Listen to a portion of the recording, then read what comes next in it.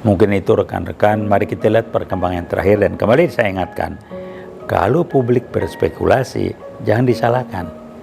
Publik berspekulasi hanya konsekuensi, akibat, dampak dari ketidakjelasan. Terakhir, nah ini, Baradae mencabut kuasa kepada tim penasihat hukumnya, sih sah-sah aja.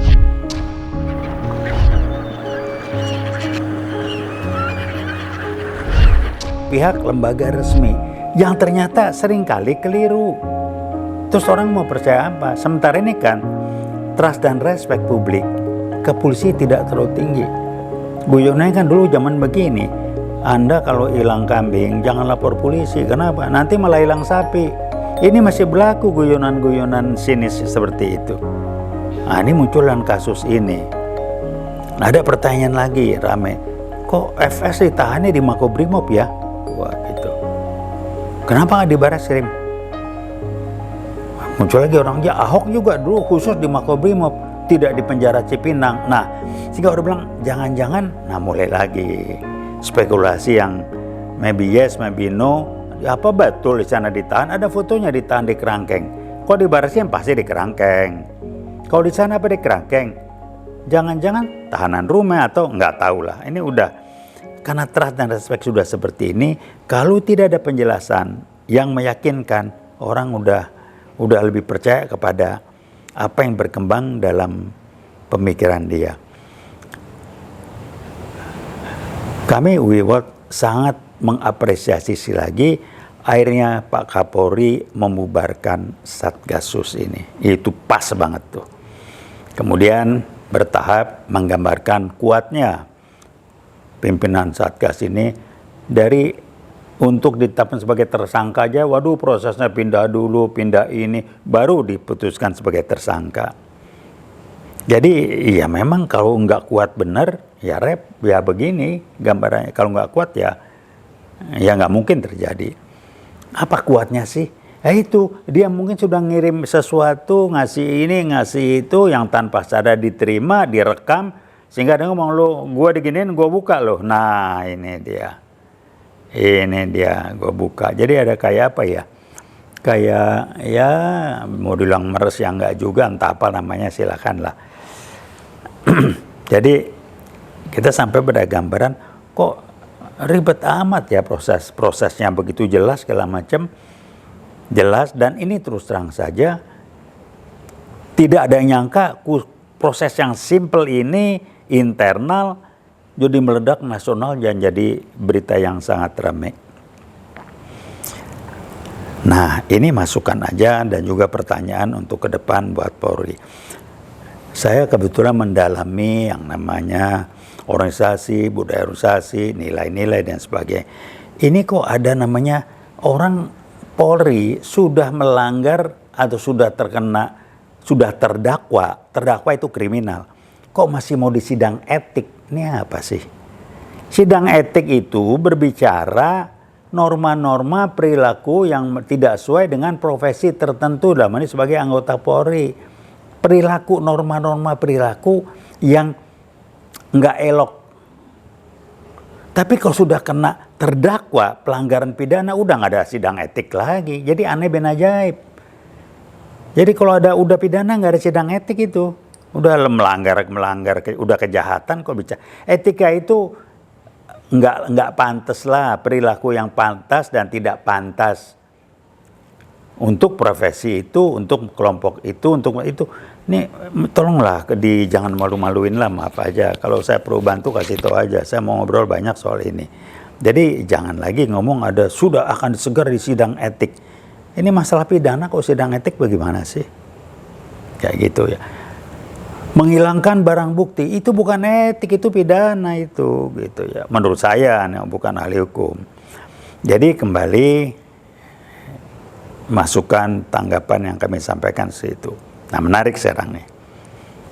Mengenai istri FS. Dengan Baradae mulai ngomong jelas, Kapolri resmi langsung menyatakan tidak ada tembak menembak. Akhirnya bohong semua tuh kan, tidak nih, udah cerita. Nah, yang yang masih ditutup-tutupin dan ada apa? Kok istri FS ini tidak tampil ke publik udah sebulan lebih. Saya lihat di media tampil dipakai masker.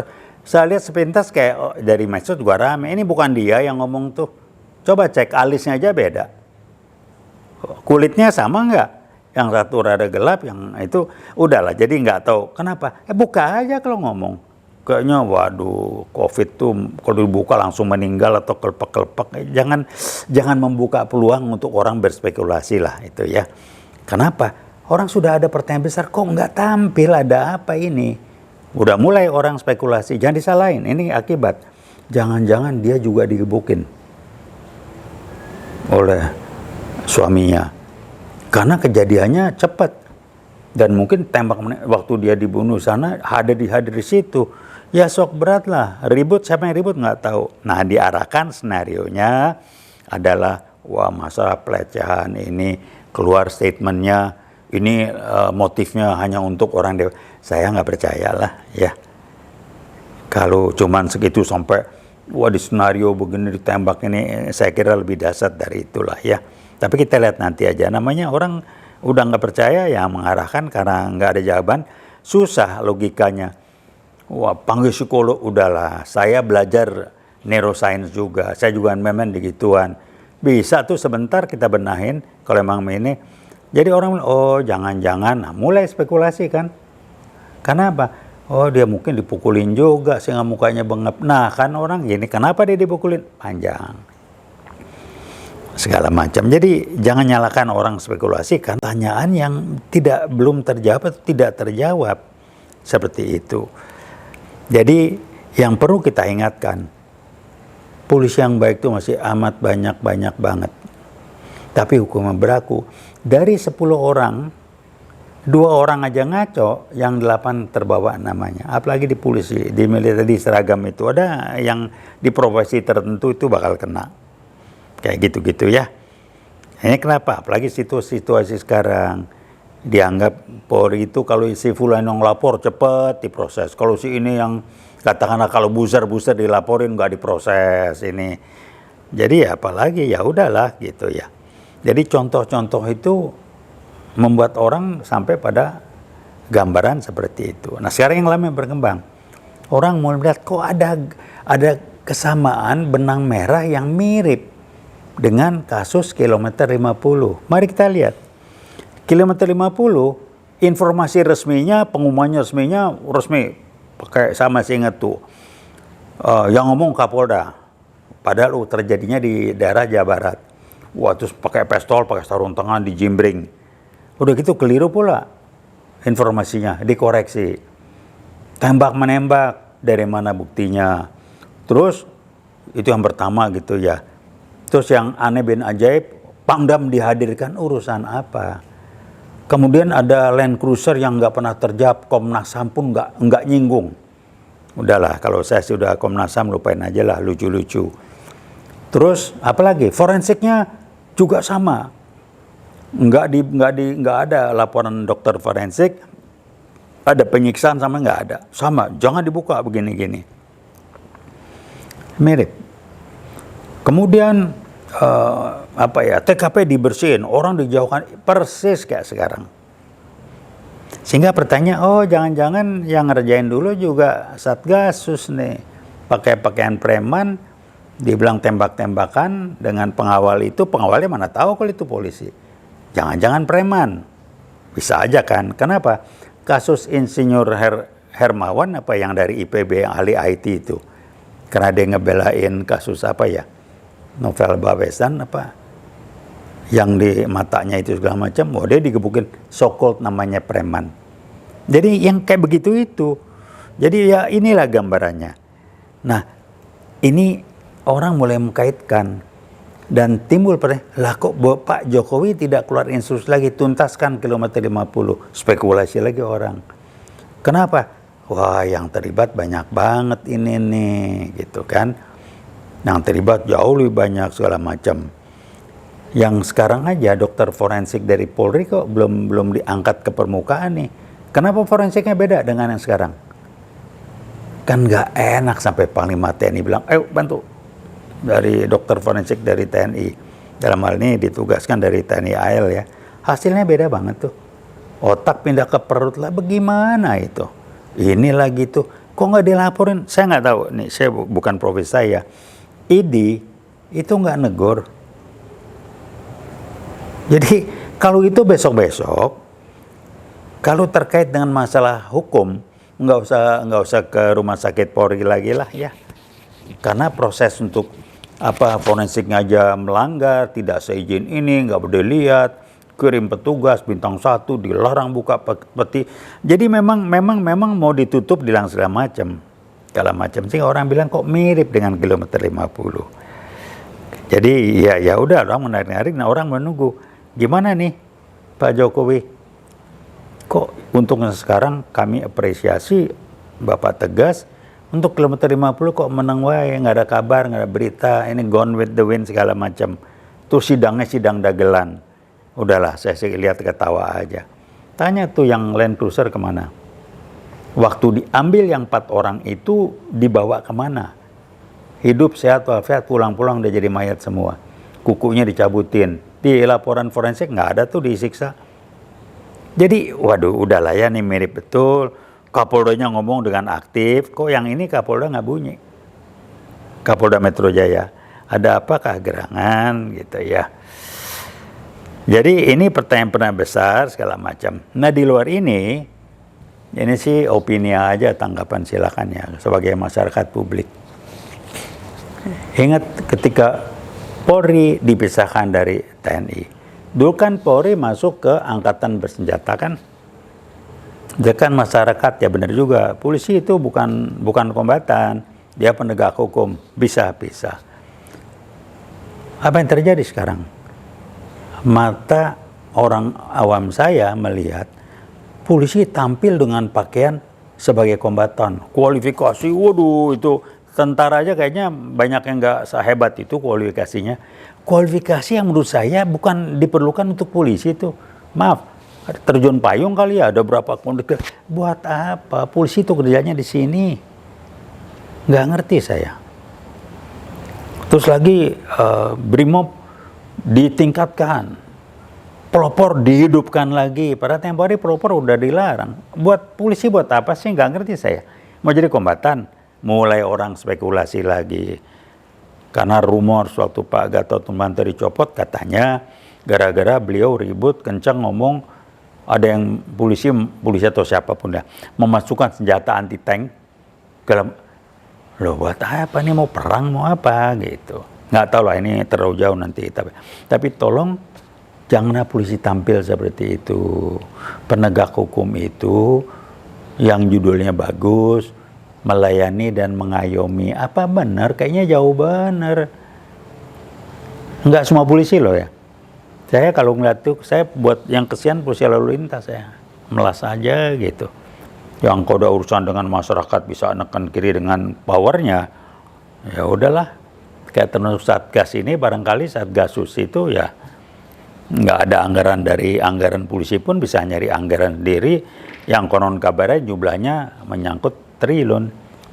Dari mana? Lah, FS itu berapa sih gajinya? Kok bisa punya rumah pribadi, rumah ini, rumah itu, konon kabarnya istrinya ngasih uang 10 juta. Duit dari mana? Buat merintis keuangan. Di Uber nggak pajaknya? Jadi jangan neken kita yang ini. Ibu SMI Sri Mulyani dicek dong tuh. Kalau gaya hidupnya begitu sekali. Yang saya nggak ngerti juga. Orang seperti FS kok punya ajudan atau ini banyak amat ya, sampai ada berapa orang, apa iya sih? Saya nggak tahu. Saya punya beberapa teman Pati TNI dulu waktu masih, kayaknya nggak sampai sebanyak itu tuh. Paling yang ada ajudan 1 gitu ya. Itu sekarang. Nah, Pak Harto waktu itu ajudannya juga yang saya tahu 1 orang, 2 orang, nggak sampai 4, 5 gini. Ini kan, waduh, FS nih Satgasusnya luar biasa gitu. Jadi kayak dia menjadi polisi di dalam polisi sendiri. Ujung-ujungnya apa? Bisa membuat Kapolri tidak bisa apa-apa itu. Cuma jadi seperti apa ya, bohong-bohongan, boneka aja. Jadi bagaimana kita melihat? Saya sangat menyarankan Kapolri, mohon tidak melihat kasus ini sebagai beban. Kalau Anda melihat kasus sebagai beban, Anda kena beban. Tapi lihatlah kasus ini sebagai peluang sehingga Anda bersyukur. Tuhan memberikan Anda peluang untuk Anda bebenah polisi. Benahin habis-habisan. Apalagi Presiden sudah perintahkan, benahin ini mafianya banyak jaringannya. Nggak usah ragu lah. Kalau Pak Hugeng dulu, itu idola saya, berani. Anda juga mestinya beranilah. Saya belum pernah mendengar informasi negatif dengan Pak Kapolri. Saya masih apresiasi, saya masih mengharapkan banyak sebagai masyarakat biasa. Kami prihatin, kami mendukung, kami mendoakan, nggak tahu apa yang kita bisa bantu dari UIWOT. Mungkin itu rekan-rekan, mari kita lihat perkembangan terakhir. Dan kembali saya ingatkan, kalau publik berspekulasi, jangan disalahkan. Publik berspekulasi hanya konsekuensi, akibat, dampak dari ketidakjelasan. Terakhir, nah ini, Baradae mencabut kuasa kepada tim penasihat hukumnya. Sih sah-sah aja. Tim penasihat hukumnya mulai bunyi. Dia ditahanan kok bisa ngetiknya rapi ya. Dan kata-katanya itu amat sangat kata-kata yang kasarnya bukan dibuat oleh Baradae. Spekulasi. Jangan-jangan dia ditekan, jangan. Ya mungkin karena dianggap pengacaranya terlalu kencang atau terlalu spekulasinya terlalu mengganggu, saya nggak tahu. Tapi banyak hal yang membuat orang bertambah kesana kemari ngalor ngidul karena nggak ada jawaban. Kalau saya ngomong aja, pengacara Baradae merasa tidak nyaman karena terutama dalam proses penyidikan segala macam, karena banyak pernyataan yang justru mempersulit dia. Itu aja, sehingga kami nggak cocok lagi ganti. Selesai kan? Ini nggak ada, ini tiba-tiba diganti. Getik rapi ini segala macam. Oh ya, catat kecil pernyataan Pak Sambo ini. Saya nggak nangkep ada penyesalan tuh, masih mau ngeles juga. Ya udahlah, orang nggak nyesal ya nggak apa-apa juga. Walaupun sudah lebih baik. Mohon maaf. Ke Pak instansi Polri siap tanggung jawab. Tadi kan nggak ada omongan. Tapi betul masih saya membela keluarga, pelecehan ini itu. Padahal tidak ada pelecehan. Nggak tahu apa betul pelecehan. Kalau pelecehan masih diantar pulangnya sama yang melecehkan tuh kan nggak masuk di akal sehat. Jadi banyak yang kalau saya pakai istilahnya Bung Rocky Gerung itu nggak nyambung di nalar akal sehat kita, gitulah. Itu aja komentar dari kami untuk rekan-rekan yang nanya, kok UIWOT belum pernah kasih komentar. Ini komentar kami, tanggapan, masukan, dan juga bagaimana kami melihat kasus ini. Satu hal, jangan gara-gara kasus ini kita lupa bahwa upaya PKI Gaya Baru untuk proses melakukan kudeta konstitusional berjalan terus. Undang-undang atau Omnibus Law dengan Cipta Kerja itu salah satu bentuk contoh kudeta konstitusional. Proses rencana merubah kitab undang-undang hukum pidana menjadi orang bisa ditangkap, dikurung, ditempatkan 6 bulan di segala macam tanpa ini. Kalau nggak boleh mengkritik, bilangnya menghina, itu kan interpretasi subjektif, bagian dari kudeta konstitusional PKI Gaya Baru. Mereka sorak-sorak bergembira kita ributin soal ini. Kalau bisa lebih lama supaya orang lupa. Kira-kira itulah. Jangan lupa sumber masalahnya ada di sana. Walaupun ini extraordinary ya, kasus yang di luar perhitungan siapapun juga, tapi ini dimanfaatkan oleh PKI Gaya Baru yang sudah makin kuat dan berani. Barangkali itu, terima kasih banyak. Semoga manfaat.